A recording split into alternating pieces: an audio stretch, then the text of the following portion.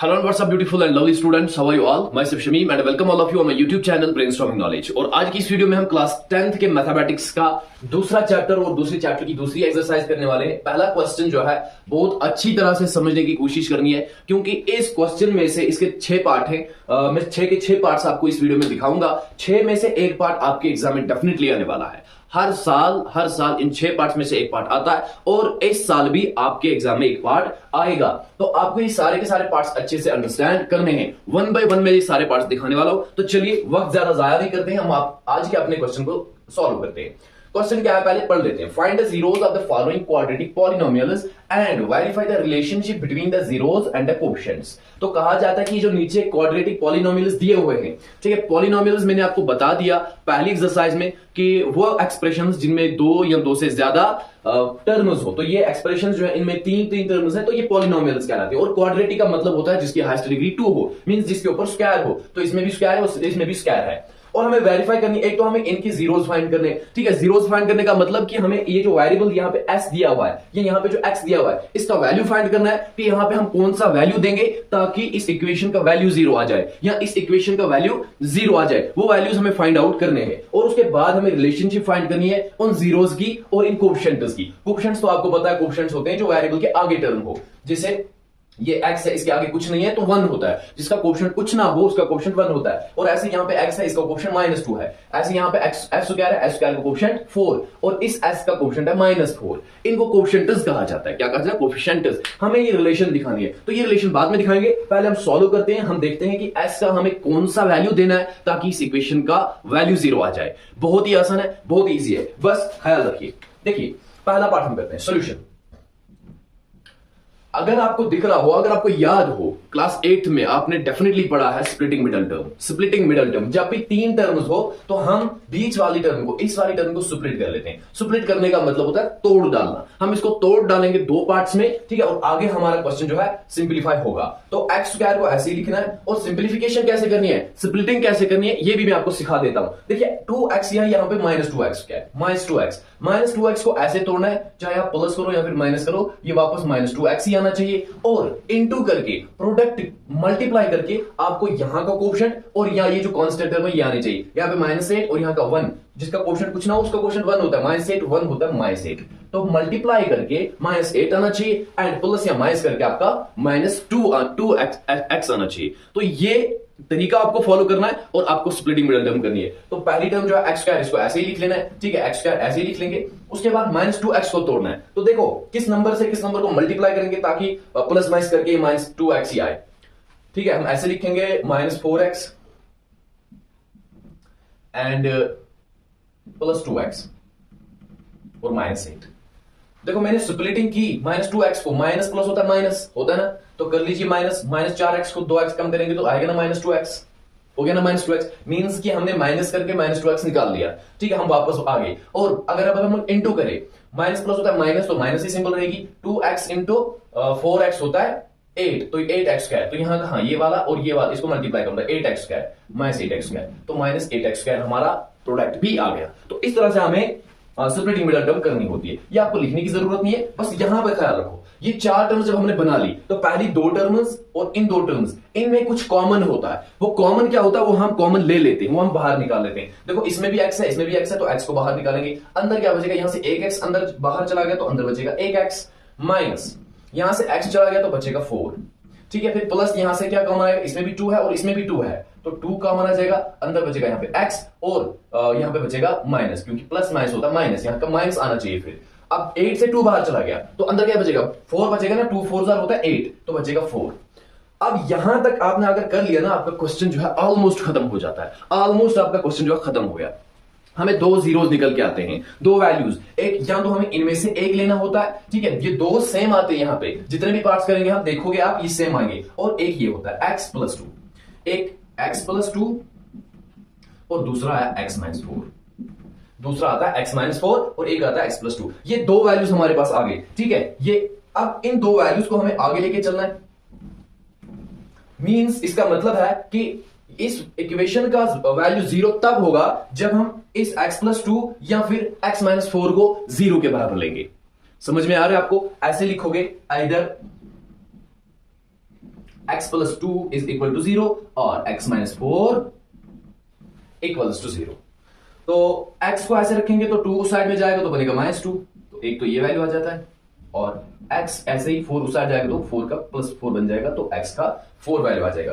तो अब अगर इस इक्वेशन में x का वैल्यू -2 दोगे तो 0 आएगा, या 4 दोगे तो भी 0 आएगा। यही इसके दो जीरोस हैं, यही दो जीरोस हैं, -2 एंड 4 जो है ये इस इक्वेशन के दो जीरोस हैं। ऐसे लिखोगे फिर द टू जीरोस ऑफ कौन सी इक्वेशन है, एक्स स्क्वायर -2x -8 और -2 एंड 4 हमने जीरो तो फाइंड कर दिए, अब हमें कुछ और फाइंड करना है। हमें वेरीफाई करनी है रिलेशन इन जीरोस के दरमियान और कोफिशिएंट्स के दरमियान और जीरोस के दरमियान रिलेशन फाइंड करनी है। तो हम सम देखेंगे इन जीरोस का और कोफिशिएंट्स का। फिलहाल मैं आपसे ये कहूंगा कि आप इसका स्क्रीनशॉट ले लें या फिर वीडियो पॉज करके लिख लें, मैं नेक्स्ट पे चलता हूं। ओके, कर लिया। इस स्पेस में हम कुछ नहीं करेंगे, फिलहाल मैं ये इरेज कर रहा हूं यहां पे क्योंकि ये आपने अच्छे से लिख लिया, ठीक है।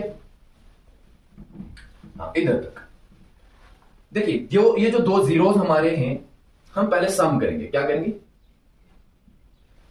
सम जो है ये होता है माइनस कोफिशिएंट ऑफ एक्स, ये आपको याद रख लेना है, minus coefficient of x divided by coefficient of x square, minus coefficient of x divided by coefficient of x square. तो सम ऑफ जीरोस जो है ऐसे लिखोगे, सम ऑफ जीरोस। जीरो तो ये निकले, इनका सम चलो पहले कर लेते हैं, -2 और +4 है ना। -2 को प्लस कर देना है, 4 ऐड करना है। -2 + 4 क्या होता है? प्लस माइनस होता है -4, 4 को कम करेंगे 2 तो आएगा क्या?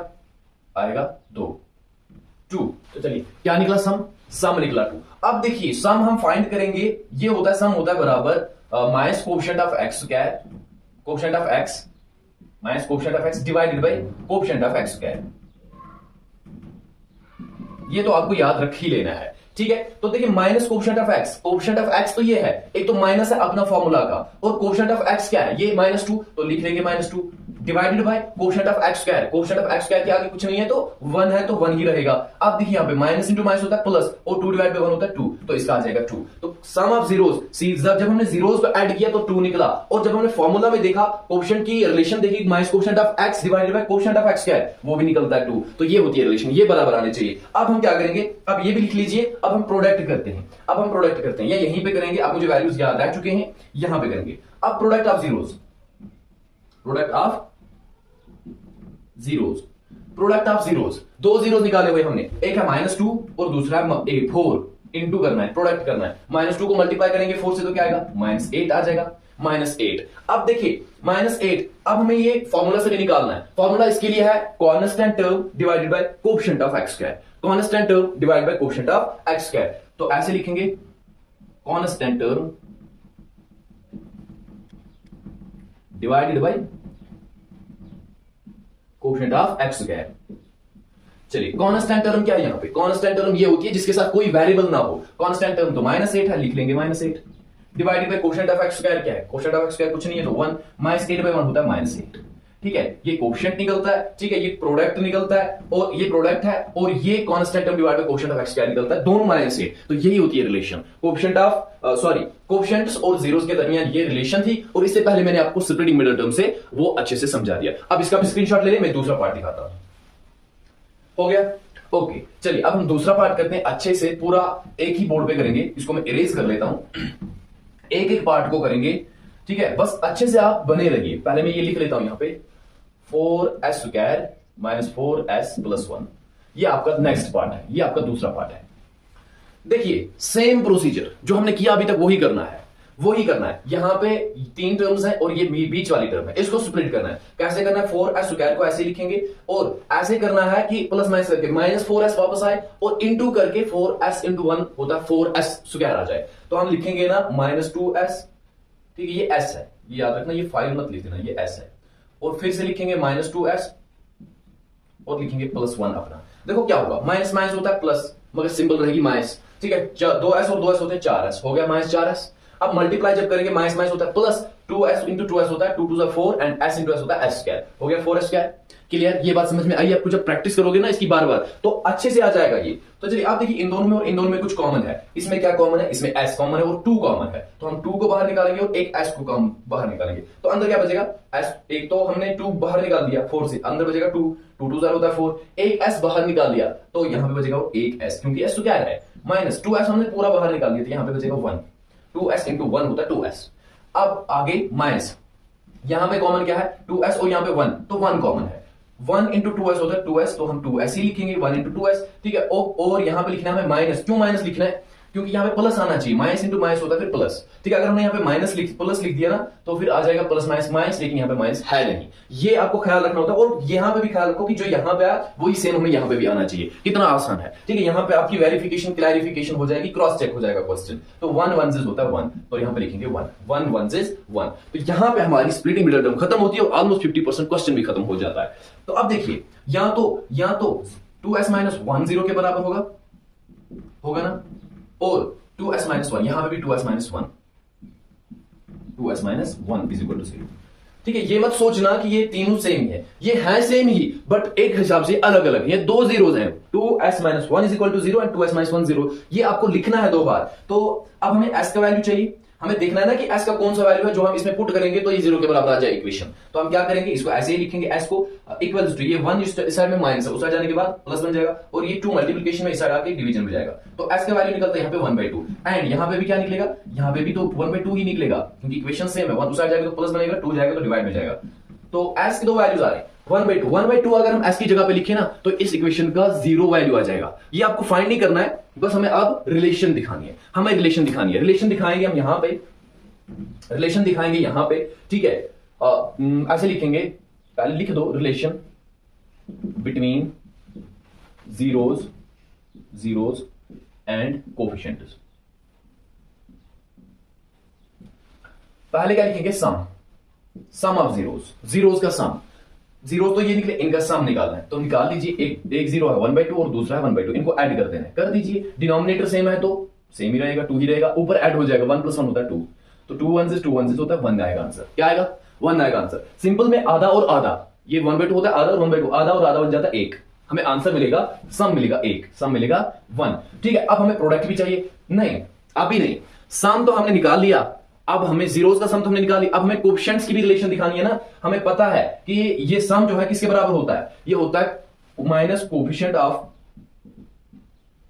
x है तो नहीं, यहां पे s है, तो हम लिखेंगे s divided by coefficient of s square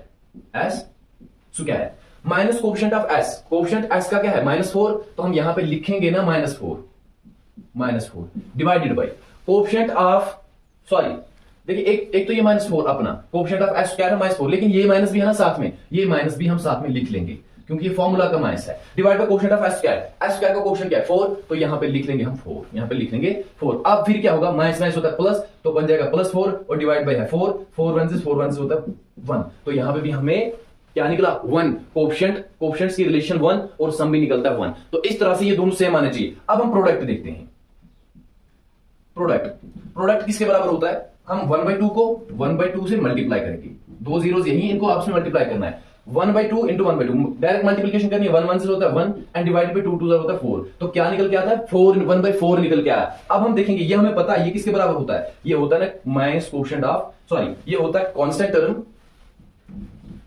term divided by coefficient of x square, coefficient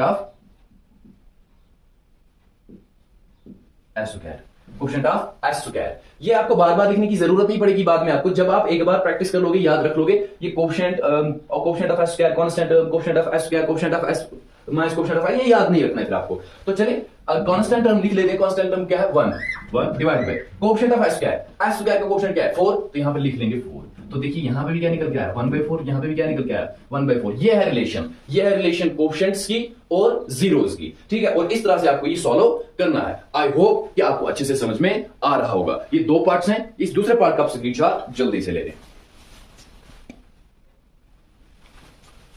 चलिए जी, तीसरा पार्ट है हमारा 6x² - 3 - 7x। इसको पहले क्या करेंगे हम, ये 7x जो है ये हमें इस 6x स्क्वायर के पास में लिखना है, ठीक है, और लास्ट में हम इस कांस्टेंट टर्म को लिख लेंगे, ठीक है, ऑर्डर में लिखना होता है, x स्क्वायर फिर x फिर कोई x नहीं है तो आगे आगे। अब ये हमारे पास इक्वेशन आ गई, हमें स्प्लिट करनी है मिडिल टर्म, 7x को तोड़ना है, तोड़ना किस तरीके से ये मैं आपको समझा चुका हूं। तो चलिए 6x स्क्वायर को ऐसे लिखेंगे और 7x को तोड़ेंगे, तोड़ने के बाद वापस 7x को आ जाना चाहिए और इंटू करके 6 3 18x स्क्वायर आना चाहिए। तो ऐसे लिखेंगे ना, -9x और प्लस 2x -3, 9 2 प्लस माइनस होता है -9x को 2x कम करेंगे तो 7x आ जाएगा, ठीक है, और 9 2 होता है 18 आ जाएगा ना, 6 3 18। तो इस तरह से हमारी ये स्प्लिटिंग मिडिल टर्म कंप्लीट हो जाती है। अब देखो इनमें कॉमन क्या है, इसमें कॉमन क्या है, इन दोनों में तो कुछ कॉमन है, लेकिन इन दोनों में मुझे कुछ कॉमन नहीं लग रहा है। पहले हम क्या करेंगे, रीअरेंज करेंगे, 6x स्क्वायर को ऐसे लिखेंगे, इस 2x को इधर लिखेंगे, प्लस 2x को पहले लिखेंगे, बाद में लिखेंगे 9x को और -3 को साथ में। अब इन दोनों में कॉमन है और इन दोनों में भी कॉमन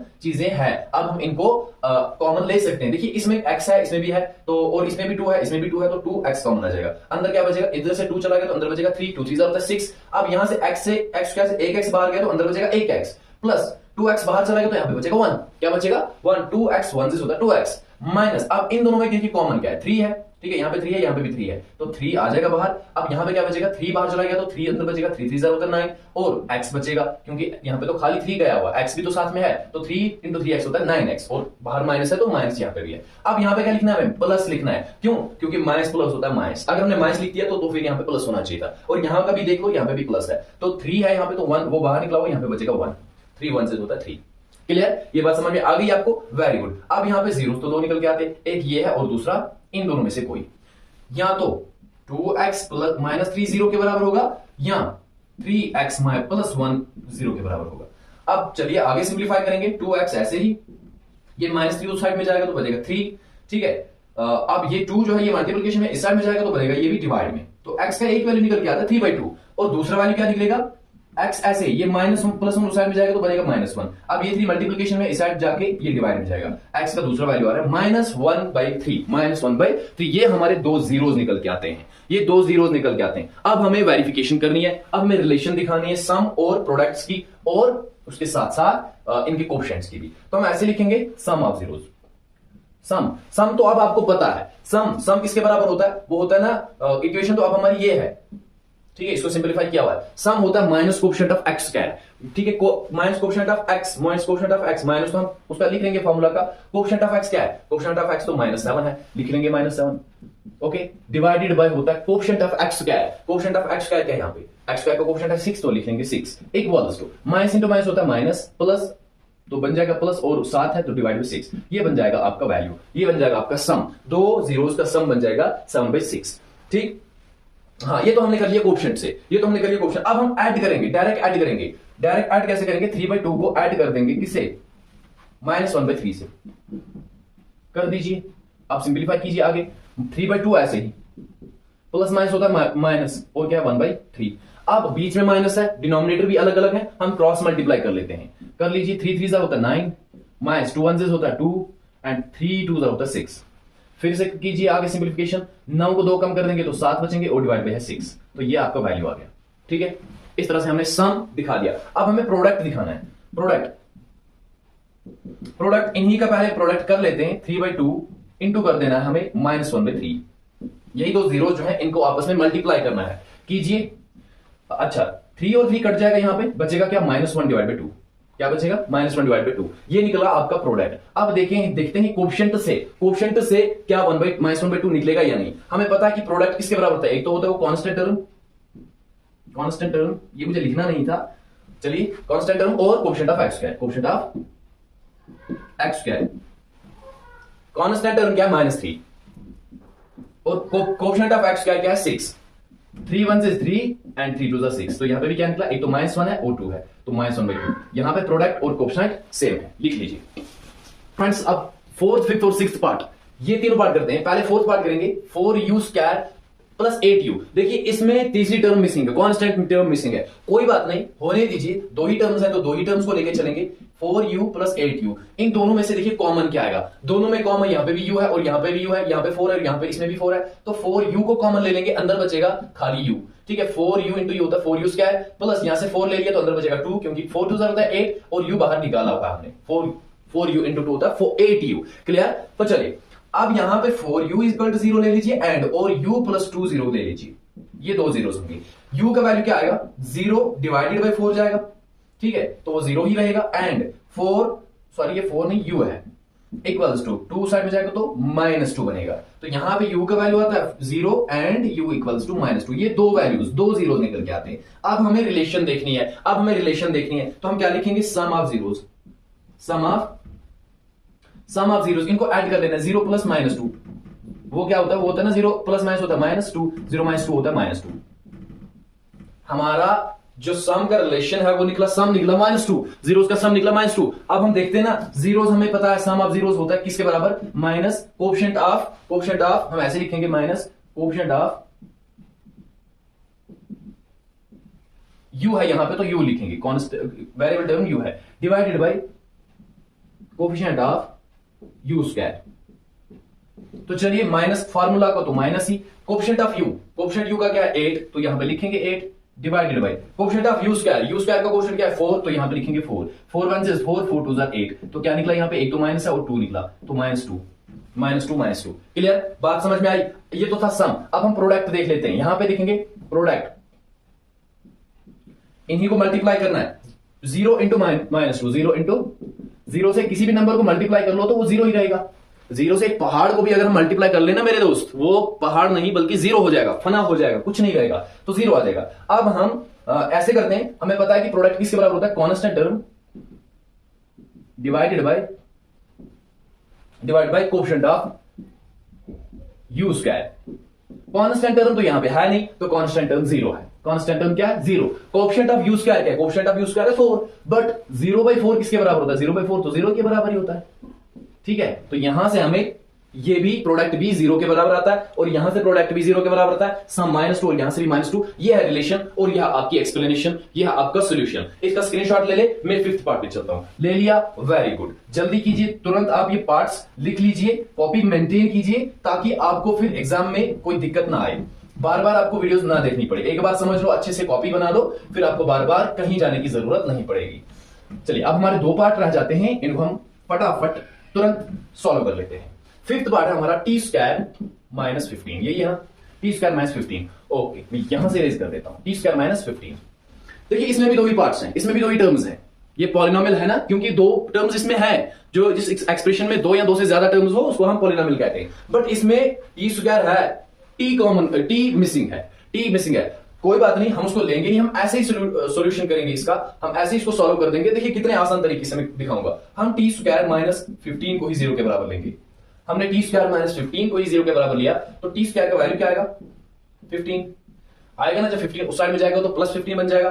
अब t स्क्वायर यहां पे हमें खाली चाहिए t, तो स्क्वायर को हटाने के लिए हमें पता है ना रूट चढ़ाना दोनों तरफ से, तो हम दोनों तरफ से जब रूट चढ़ाएंगे, t स्क्वायर इसके ऊपर भी रूट और 15 इसके ऊपर भी रूट, लेकिन हमें यह भी पता होना चाहिए कि जब किसी कांस्टेंट टर्म के ऊपर रूट आता है ना, तो उसके 2 वैल्यूज होते हैं, एक तो पॉजिटिव और एक नेगेटिव, प्लस और माइनस। इसका स्क्वायर और रूट कैंसिल हो जाएगा, बचेगा खाली t, और यहां पे आ गया एक तो +√5 एंड दूसरा आ गया -√5, 15 है, -√15 एंड +√15, ये 2 वैल्यूज आ जाते हैं t के। अब स्क्वायर खत्म हो गया, t के 2 वैल्यूज, एक तो +√15 एंड -√15, ठीक है। इसको ऐसे भी लिख सकते हो, t is equal to √15 and t is equal to -√15। कितना आसान है, बस यहां याद रखो कि 0 के बराबर लेना है और रूट के 2 वैल्यूज होते हैं, ये याद रख लेना है, ठीक है। अब हम देखते हैं सम इनका, यहां पे देखेंगे सम, कर लीजिए सम, √15 प्लस इंटू -√15, यही है ना।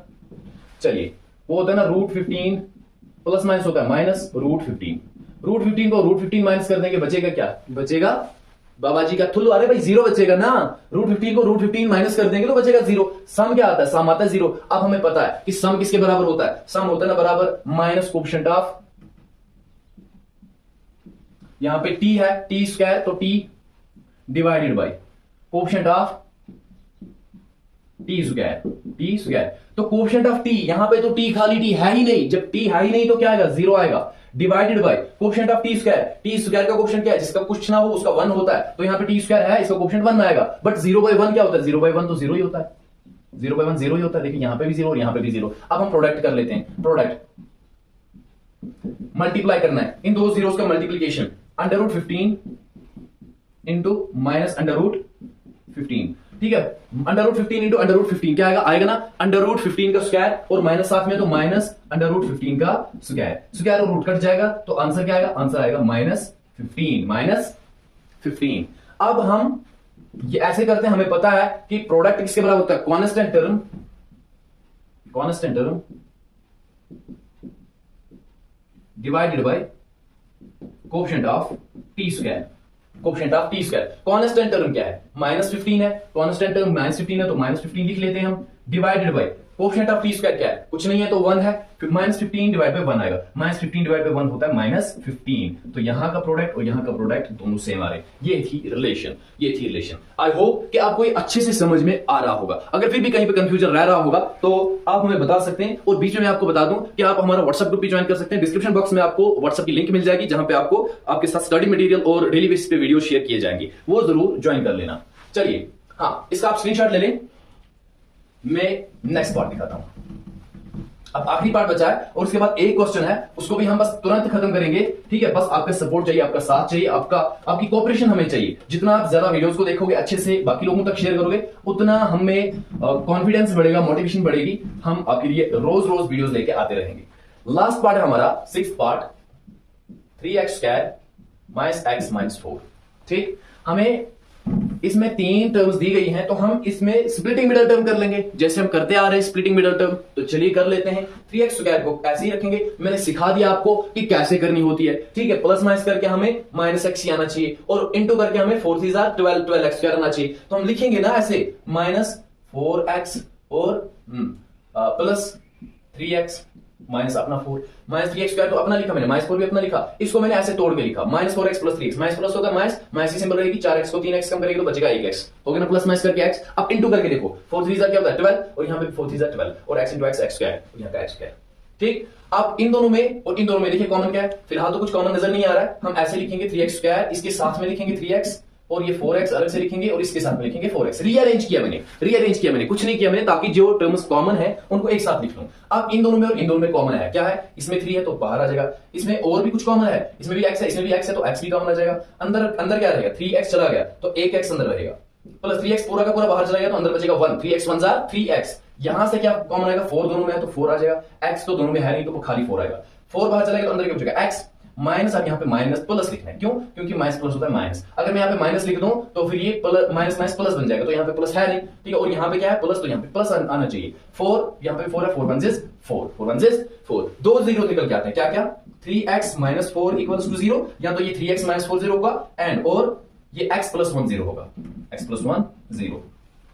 यहां से x का वैल्यू क्या आएगा, -4 उस साइड में जाएगा तो बनेगा 4, और 3 मल्टीप्लिकेशन में इस साइड जाके वो डिवीजन में जाएगा। x का वैल्यू आ रहा है एक तो 4/3, एंड और दूसरा x = +1 उस साइड में जाएगा तो बनेगा -1। x के दो वैल्यूज आ रहे हैं, एक आ रहा है 4/3 और दूसरा आ रहा है -1। ये दो वैल्यूज, दो जीरोस आ रहे हैं। बट अब हमें और क्या फाइंड करना है, नाउ सम फाइंड करना है। तो हम सम कैसे लिखेंगे, 4/3 इसको भाई प्लस करना है 1, जिसके डिनोमिनेटर में कुछ ना हो, सॉरी -1 ऐड करना है, ठीक है, -1 ऐड करना है। आगे करेंगे 4/3, प्लस माइनस होता है -1, और 1 साथ में प्लस माइनस होता है माइनस और 1, जिसके डिनोमिनेटर में कुछ ना, उसके डिनोमिनेटर में होता है 1, उसके डिनोमिनेटर में होता है 1। अब क्रॉस मल्टीप्लाई करेंगे, ठीक है, 4 1 क्या होता है 4, -3 1 3, डिवाइडेड बाय 3 1 3, 4 - 3 क्या होता है 1, डिवाइड बाय क्या है 3।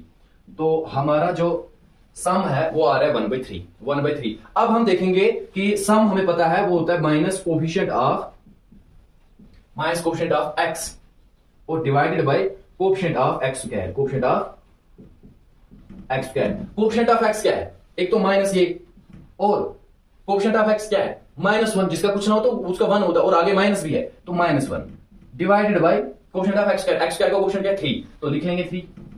चलिए, माइनस इंटू माइनस क्या होता है प्लस, और 1 + 1 डिवाइड बाय क्या है 3, डिवाइड बाय 3, तो आ जाएगा 1/3, तो यहां पे भी 1/3, यहां पे भी 1/3। ऐसे हमने इनको रिलेट करा दिया। अब हम प्रोडक्ट निकालेंगे, ये तो हमने सम निकाला था, अब हम प्रोडक्ट भी निकाल लेते हैं। प्रोडक्ट करना है, इंटू करना है, किस का 4/3 इंटू कर देना है -1, इंटू कर देना है -1, ठीक है। तो कर दीजिए, जिसके डिनोमिनेटर में कुछ ना, उसके डिनोमिनेटर में 1, 4 इंटू -1 होता है -4 डिवाइडेड बाई 3 इंटू 1 होता है 3 -4/3 प्रोडक्ट आ रहा है। अब हम ऐसे करेंगे, कोएफिशिएंट्स की रिलेशन भी दिखाएंगे। प्रोडक्ट हम होता है constant term divided by coefficient of x square, constant term क्या है यहाँ पे -4, तो लिख लेते हैं हम -4 divided by coefficient of x square क्या है, कोएफिशिएंट ऑफ x स्क्वायर है 3, तो लिख लेते हैं 3। तो देखिए यहां पे भी -4/3 आ गया और यहां पे भी -4/3 आ चुका था।